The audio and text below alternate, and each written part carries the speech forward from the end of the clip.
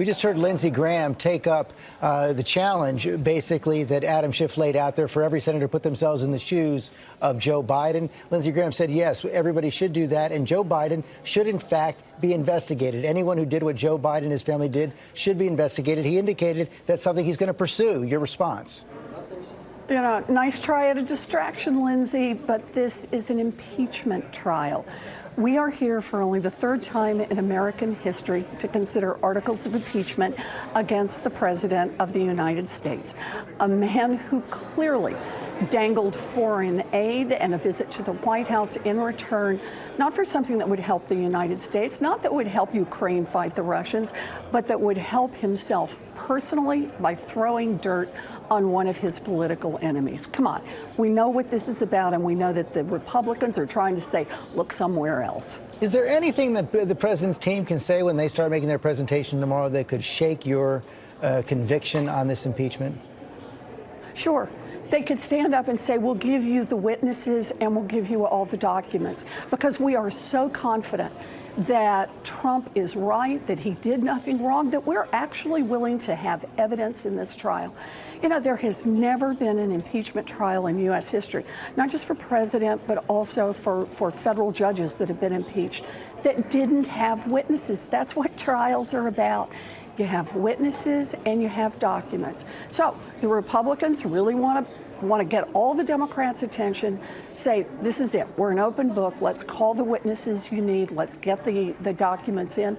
Boy, I'm ready to listen. Do you see any evidence from your Republican colleagues that they're ready to respond to that? We have a new poll out right now showing 66% of the country wants those witnesses. That's been pretty consistent over the last several weeks and several months. But everything I'm picking up in the last 24, 48 hours is kind of a hardening of their position, saying nothing we can hear from those witnesses is going to change the result. And besides, it's going to take weeks, months to finish, and the Senate can't be stalled for that long.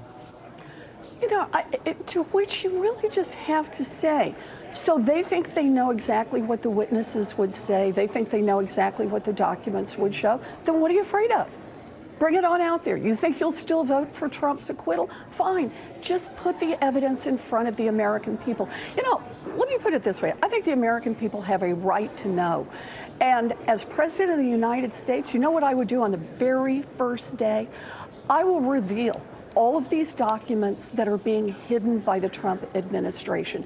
The American people have a right to know. It's their government, and they should be able to see these documents. I saw that you made that proposal. Any concern that if you, in fact, do become president next year, when you're going to be trying to pass a big agenda, you're going to need the country to come together around that agenda, that looking back at the past would actually make that harder?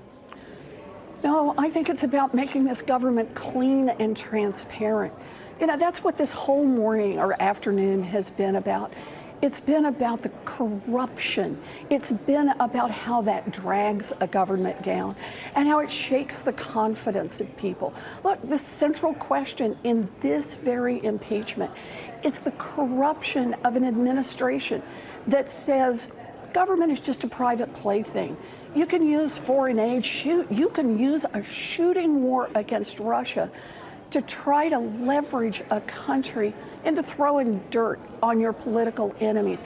In fact, another part of this is the tale of the two ambassadors. We've got one ambassador who's a career ambassador. She's opposed to corruption. And so what happens? Donald Trump says, along with his buddies, let's get rid of her. And I know the guy who needs to be right at the heart of this. It's the guy who paid $1 million to Donald Trump's his inauguration, $1 million in order to get named as an ambassador. What kind of an America do we want to be? Do we want to be the one that says ambassadorships are for sale, it's all about money and power, and it all trades right here in Washington? Or do we want to be a government that's transparent and that actually works for the people? I'm running for president because I think I ought to be the one that actually works for the people. I was just going to ask you about that. How anxious are you to get back to Iowa? You know, I'd love to be in Iowa. I'd love to be out talking to people. That's what truly gives me hope in this process, is people show up, they care about our country. I take, as you know, I do town halls. I take unfiltered questions. Anybody can ask anything they want. And they can come through a selfie line and ask anything they want. And the questions people ask are truly the ones about how we build a future. They ask about student loan debt, and they ask about child care, and they ask about my wealth tax. And they see real hope. They ask about expanding Social Security, which is a big part of what I want to do. I got a great plan for that.